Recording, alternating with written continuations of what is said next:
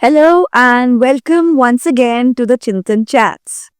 And today we have a guest who is totally in sync with the conversations in South Asia, particularly in India right now, and that is Mr. A.K. Bajaj. Mr. Bajaj has been the former Indian Commissioner for Indus Waters. He's been the chairperson for the Central Water Commission and a technical advisor to the Indian Indus Water Commission. So, with the conversations that we are having very widely, it's a great opportunity to talk to Mr. Bajaj. Thank you, Bajaj ji, for being here with us. Thank you for calling me. So, I'll launch into the questions straight away. And there's been a lot of conversation about this treaty. India has put this in abeyance after the Pahalgam attacks. What does abeyance actually mean? Abeyance means basically that we are not obliged to follow the treaty at the moment. Until it is kept in abeyance, we don't need to fulfill our part of the treaty, which has various provisions like supplying hydrological data to Pakistan regularly or giving them advance warning on flooding, which is likely to come up after a couple of months. And things like having to inform Pakistan and take their consent on any project that we build. Or even it can happen that some projects which we have stopped on the say of Pakistan during the negotiation that we can take up now and start building, like the Tulbul navigation log which was there and some such sort of thing. We don't now need to cater to the provisions of the treaty. So now you're an expert, and I think a lot of people might not be very sure about what is this treaty, because there's a question of eastern rivers and western rivers. And would you, in a small nutshell, be able to explain this 1960 treaty to us? Basically, the J&K area which is there and a little bit of northern Punjab, old Punjab that was there, Himachal and all included. So there are 6 rivers flowing from India to Pakistan from that area. The 3 north rivers which are there, that is the Indus, Chenab and Jhelum, which flow through basically J&K. And 3 lower rivers, the Satluj, the Beas and the Ravi, which flow through J&K and Punjab and then go to Pakistan. Also called the eastern rivers. Yeah. So what happens is that after the rivers cross over into Pakistan, they bend downwards to go into the Arabian Sea. So there it is this concept, the 3 northern rivers in India, they become western rivers in Pakistan. And the 3 southern rivers, they become eastern rivers in Pakistan. That is why we are designated as eastern and western rivers in the treaty. So it so happened that the negotiators wanted a clean cut, not that, okay, from this river we'll share water, this river will share water. So it was basically decided that this is a much better proposal, that 3 rivers go to Pakistan and 3 rivers go to India. So eastern rivers are totally meant for India only, for our own use, whatever way we want to. And the 3 western rivers, the water is basically Pakistan's. But there, because we have to do some development in J&K area, so there are provisions in the treaty that, okay, you can build some this type of projects there. Mostly run of the river scheme for hydropower generation basically. Some little bit storage for consumptive use in the Srinagar area for agriculture and things like that. But basically what happened was that about 75 to 80% of the water, it was in the western rivers that has gone to Pakistan, and only 20% of the remaining water that has come to India. So for that, there is a lot of hue and cry all the time. But our negotiators at that time, they were very wise and very informed decision they have taken, because they knew that we would not be able to utilize so much water from the western rivers in that area, in that region. So that is why they agreed, okay, you take this river and we'll take the 3 eastern rivers. So tell me, I've also read that in 1960, India actually gave a significant amount of money to Pakistan in order to build its infrastructure so that the water could go not only in the parts where the western rivers were flowing, but also to right down to parts of Punjab, it seems. Would you explain that? Is that right? because in the original Punjab area that was there before partition, so part of the agriculture was happening with these eastern rivers which are uh, given to India now, and part of it was from the western rivers. So it was decided that since the eastern rivers water is not going to flow anymore to Pakistan, so Pakistan will need to build infrastructure to bring water from their western rivers to the area which were being irrigated by the eastern rivers. So India paid about 550,000 UK pounds, which is a huge amount of money to Pakistan. Okay, you build your infrastructure. So they built a couple of dams and canals and things and brought water from the western rivers to the eastern side. So, why did India pay this money? Was it part of the treaty Yes, it was in the treaty itself. that India will pay? Yeah. India, in some ways, it has been very benign towards Pakistan. Okay, you want this, take this. You want this, you take this. Okay, we'll not take too much out of it. So it was part of that give and give, basically, not give and take. And that So, what has been the advantage of this treaty, do you think, in the last time since it's began? What have been the benefits overall? What good has this treaty done? treaty clearly demarcated that this is the water that is going to be used by India and this is the water that is going to be used by Pakistan, and what projects we can build on. So it has somehow helped in the total overall development of the water resources in the Indus basin. What So- about economic productivity or social indicators? I mean, has there been what actual grassroots benefit has the treaty brought in? And if there was no treaty, what would have been the scenario? If there was no treaty, then maybe we would have still gone on to building these whatever dams we have built in the eastern rivers. That would have been built anyhow. And if there was no treaty, maybe we would have then, after we fell short of water in the present day scenario, Yeah. in Punjab, there is a huge fall in water table in the groundwater. Yeah. Rajasthan is very deprived of water. So if there was no treaty, maybe we would have built storage projects in the western rivers also and brought it towards the southern eastern rivers, like we have done for Beas and Satluj. We have linked the two rivers together so that only that one dam which we have built, Bhakra Nangal Dam, that can store all the water in both the rivers.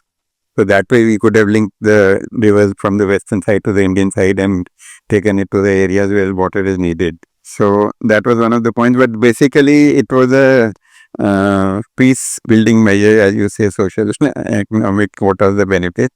Economic benefits is, of course, there. Punjab has been the granary of India for many years until now. UP and Bihar in the Ganga basin also they've come up. So all that was possible because of this sustained agriculture provided by the rivers through the canals and that network. So now we were discussing earlier, we've discussed several times, you and me have been in conversation over several months, way before all of this, about information. And there's a significant part of this treaty that talks about information sharing. You yourself just mentioned, sharing waters, sharing information about floods, about opening gates, and so on. Can you explain a little bit what kind of information under this treaty are we obliged to share with Pakistan? And does Pakistan also have to share any information, even though it's a lower riparian, right? Yeah. India is sharing hydrological data. Hydrological data means how much water is flowing in a river at one point of time and at what location. Across all the rivers? Yes. Every single river, eastern or western? Yeah, all six. India is in fact giving Pakistan almost hydrological data for 260 sites in India On these rivers. on these rivers. And just as a quid pro quo, although India doesn't have much use for their water, Pakistan is also supplying so many rivers, hydrological sites data to India. So this data is not only hydrological data, this is also quality data also. In what way is it quality? Quality means how much silt is going in the river, are there any pollutants in that site and things like that. pollution, and on that also is there. So these hydrological sites, they are called G and D sites, or which means gauge and discharge, or G, D, and Q, gauge, discharge, and quality of water. So India is giving regularly that data for last so many years for almost 260 sites on the Indian side.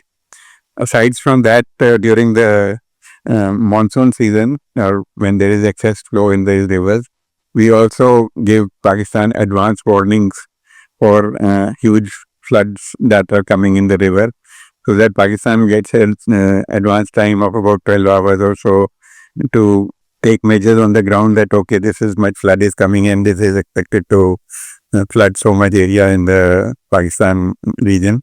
So it gives Pakistan an advance warning that you take up ameliorative measures to save your population. So that flood warning system, flood warning also we have been giving them. So then basically, sort of this new arrangement that we now have on the Indus Water Treaty, which is the abeyance, basically that would also mean none of the information is going. Yes. Which would also kind of be, which in itself is creating a lot of stress, I assume, for Pakistan, because if you don't know how much water is coming, this is only dry season. And very soon we're going to be in the monsoons. It's only another 2.5 months and there'll be huge rain. So that value that, India provides won't be there if the treaty continues to be in abeyance. So in that sense, it also is a form of information warfare, but also getting that information from India was a form of security, environmental security. What are your opinions? Yes, of course, definitely. But the regular hydrological data, it might not affect so much if we stop giving, because in our engineering system, if we have 30 or 40 years of river flow data at a place, that is considered sufficient to plan any projects that we want to make. So Pakistan was using this data which we were giving to design and plan their own projects, like Neelam Jhelum project which they have built. It is downstream of the Kishanganga River project that we have built. So they had data from us on that Chenab River, and they were able to utilize that data to build that Neelam Jhelum project, decide how much power it can generate and that sort of thing. In fact, at one point of time, they were building that project for about 700 megawatt. But after review of all the data from India, they hiked up the capacity to 969 megawatts for that project. So it was to their advantage, basically. Yes. Yeah. But flood data will definitely affect Pakistan's working in that area. What about the other kinds of things they ask for, such as desilting sluice gates and so on? That has been a discussion, I'm aware.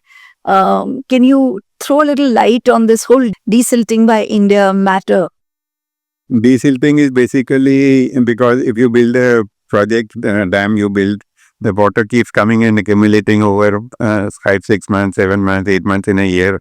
And only 3, 4 months in a year you have to let the water go down, because and this I'm talking about the storage dam. So 3, 4 months you have to then let down the flow, huge amounts of flows that come, the flooding which comes. So that conventional way of working is that you keep these gates for letting down the monsoon flow The sluice at gate. a lower level, so that the silt which has accumulated over 7, 8 months, that also passes downstream, which it would have normally gone if the dam was not there. It would have gone downstream there also. But now this treaty had made a specific provision because Pakistan did not want India to have the capability to send down excess flows. That treaty had a provision that you have to maintain your gates at the highest level consistent with the operation of the gate. And silt was nowhere in question at that time, because the importance of this silt or the deadly effect it has on projects, it was not so much there in the 1950s and up to 1960 when the treaty was being negotiated. Now, this is only a recent phenomenon, like last 10, 12 years, that so many dams have got silted up and their capacity has reduced. So now we are making dam gates at the lower level so a silt can pass during the monsoon season when flood water is let down. So due to that, one example I'll give, there is a Salal project in J&K, in between Jammu and Srinagar. So that is about 45-50 meters high dam. That complete dam is totally silted up at the back. There is no storage possible in that dam. And only the gates which are there at the top level, about that 45-50 meters, another say about 7 or 8 meters, only little bit of water stored against that from where the electricity is being generated. So this silting issue is basically this thing only. Pakistan wants that no silt should flow down. If you have stopped silt, you retain it in your area so that our rivers don't get silted up and their flow carrying capacity doesn't reduce. So that's the story. Do you think India is, do you think it's even possible not to send silt, which is such a essential part of the river ecosystem and the river itself? No, it has to flow down now, but the only thing is that we cannot send it in huge quantities to clear whatever has come during the 7-8 months. But once it comes up to the gate level, only up to that gate crest level, it is called, where the gate is resting. Up to that point, silt can flow down. That will be much lesser as compared to what would go down if the gate were at a lower level. Now, any of us who watch any form of media, whether it's, whether it's news channels or whether it's social media, we're seeing there's all this hue and cry, from memes to angry politicians in Pakistan saying India is going to stop our water. Do you think it's even feasible and India can stop the water? Today, we do not have the capability because Pakistan was very clear in the at the time of signing the treaty that since the Western Rivers water belongs to us, India should not have any capability to stop any water. It should flow freely to us. And you do what you want to do, is generate electricity from that if you want to generate, and little bit consumptive use. That was only the Western rivers. Yes, only Western Rivers. Eastern Rivers, we have already stopped total water. There is not a drop of water going to Pakistan now. Especially the last of the dams near Pathankot that has come up, Shahpur Kandi Dam. After that, not a single drop of water will go to Pakistan unless it is a huge flood in that river during monsoon. Only that water will. So a bit of the Ravi still reaches Lahore, doesn't it? Ravi flows past Lahore, but Ravi, that is what I am talking about. Shahpur Kandi Dam has been built on Ravi. It will not even a single drop of water will go in the Ravi to Lahore, to Pakistan side. At the moment, we do not have any capability of stopping any water on the Western Rivers. So, if now the treaties stand in abeyance, it is no longer enforced on us. We can start building the storage projects now. And in addition to the storage projects, we will not just store the water because there is no use for so much water in J&K area because it is all hilly terrain. So, then we'll also have to build the canals and tunnels to bring that water down to the eastern rivers and connect them to the eastern rivers so that it can be utilized in Punjab, Haryana, Rajasthan, etc. So it has taken us 60 years to completely stop the water from the eastern rivers. If we work on a war footing on the western rivers also, then maybe minimum 10 to 15 years is required before we make any significant stoppage of water possible from those rivers. So if I understand you correctly, what you're saying is that for 10 to 15 years, we won't be stopping the water. They'll still get the water that they're getting anyway, without the warnings, obviously. So sometimes too much water. But there will be water for 10 to 15 years anyway. There will be a kind of status quo. 15 years, 1 or 2 projects are already under construction. They will come up within the next 4 or 5 years. So at least 5 years, we can imagine that it's status quo from their point of view. Yes, we can't stop their water. Except for flooding information. Yes. Yeah. Another information that was going to Pakistan was that about whatever permissible projects that we were building on Western rivers, is one of the river scheme that I talked about, Kishanganga, Baglia, Ratle, etc. So we had to send information to Pakistan in advance that, okay, this is a dam we are going to build at this location. And these are the drawings and designs for this project. And these are the specifications according to which this project will be built. So that Pakistan could object to any provisions which it found were not in compliance with the treaty. That information sharing is also going to be stopped, and India can just start building any project that they want. So thank you so much. I have a last question for you. What happens if we pull out the treaty from abeyance and it's valid again? Then what do you think India is supposed to do if we've already built various things on it by that time? We have built something, it can be broken down back. And if we pull back from this abeyance and say, we'll go with the treaty again. So obviously we'll have to adhere to the treaties. But if we decide to go back to the treaty, like we have asked 2-3 years back, we want to renegotiate the treaty and change some provisions. So whatever projects we have built, we will naturally ask that this treaty recognizes that, and some other changes which we want in the treaty provisions, that is incorporated in the revised sort of treaty. We will not pull out of it just to re-implement the same treaty again. We'll need to renegotiate, which we have been asking for 2-3 years. Now, so I have a final question for you. We're in the times of climate change. Sometimes we have extreme weather events like extreme rain, especially in the Himalayas. We've all seen for the last 2-3 years the kind of flooding that is so hard to control. And then we don't have water. Most of the smaller little hamlets in the Himalayas are actually voicing this concern that they don't actually have the water that they need. And we see some of that reflected in the biodiversity as well.